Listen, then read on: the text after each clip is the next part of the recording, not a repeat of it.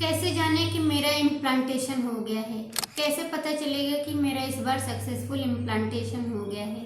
मेरे periods regular हैं, मेरा इम्प्लांटेशन कब होगा? ऐसे बहुत सारे कमेंट्स आते हैं। हेलो फ्रेंड्स, मैं डॉक्टर नैमा बानो। आज मैं आपको बताऊंगी कि अगर आपके पीरियड्स रेगुलर हैं, आपको किसी तरह की प्रॉब्लम नहीं है, तब आपका इम्प्लांटेशन कब होता है।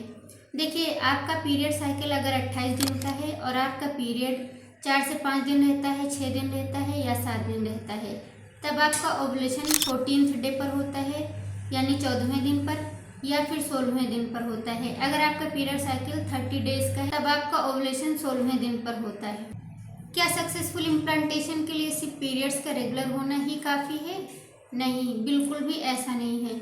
सक्सेसफुल इम्प्लांटेशन के लिए आपके पीरियड्स भी रेगुलर होने चाहिए और आपका जो इम्प्लांटेशन होता है वहाँ का इन्वायरमेंट कैसा है ये भी बहुत मैटर करता है। आपका इम्प्लांटेशन बच्चेदानी के एंडोमेट्रियम वाली लेयर में होता है, यानी कि बच्चेदानी में होता है। अगर आपके बच्चेदानी में किसी तरह का इन्फेक्शन है, फाइब्रॉयड है या पॉलिप है या किसी तरह की गांठ है, तब आपका सक्सेसफुल इम्प्लांटेशन नहीं होगा। भले ही आपका पीरियड रेगुलर है, आपने टाइम पर कांटेक्ट किया, मगर आपका इम्प्लांटेशन सक्सेस तब भी होगा जब आपके बच्चेदानी में किसी तरह की इन्फेक्शन नहीं है। आपके पीरियड्स 4 दिन रहते हैं, 5 दिन रहते हैं, 7 दिन रहते हैं। आपका ओवुलेशन 14th डे पर होता है, आपका ओवुलेशन 16वें दिन पर होता है, या फिर आपका ओवुलेशन 18वें दिन पर होता है। आपका इम्प्लांटेशन जो होता है वो पीरियड के 20वें दिन के बाद ही होता है, 22वें दिन होता है या 21वें दिन होता है। ये डिपेंड करता है कि आपका पीरियड साइकिल कैसा है। जब आपका ओवुलेशन होता है उस दौरान अगर आपने कांटेक्ट किया, तब आपका फर्टिलाइजेशन हो जाता है। ओवुलेशन और फर्टिलाइजेशन के 1 हफ्ते बाद ही आपका इम्प्लांटेशन होता है। फर्टिलाइजेशन फैलोपियन ट्यूब में होता है।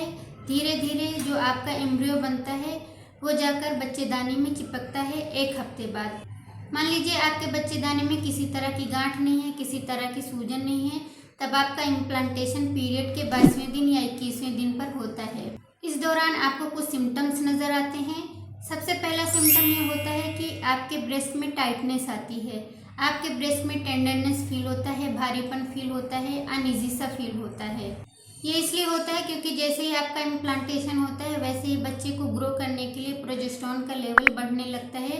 इस वजह से आपके ब्रेस्ट में भारीपन फील होता है, टेंडरनेस फील होता है। आपकी प्रेगनेंसी जैसे जैसे ग्रो करेगी वैसे वैसे आपके ब्रेस्ट में भारीपन फील होता रहेगा। इस वजह से आपको बहुत ज़्यादा सपोर्टिव ब्रा का इस्तेमाल करना है ताकि आपको किसी तरह का पेन फील ना हो। नंबर दूसरा सिम्टम है कि आपको पीरियड के 20वें दिन के बाद 21वें दिन या 22वें दिन हल्का सा ब्लड का स्पॉट दिखाई देगा।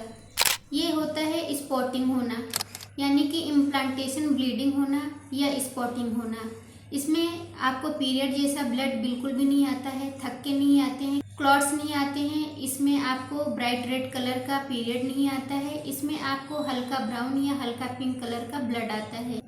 ये ब्लीडिंग आपको कितनी देर के लिए हो सकती है? ये ब्लीडिंग आपको 1 घंटे से लेकर पूरे दिन के लिए भी हो सकती है। नंबर तीसरा सिम्टम, पेट के निचले हिस्से में हल्का खिंचाव फील होना। आपका एम्ब्रियो बच्चेदानी में हल्का गड्ढा बनाता है, इस वजह से आपको हल्का खिंचाव फील होता है, हल्का पेन फील होता है। ये लगातार आपको बना रहता है, इसमें रुक रुक कर पेन नहीं होता है, एकदम माइल्ड होता है, यहाँ तक कि कभी कभी फील भी नहीं होता है।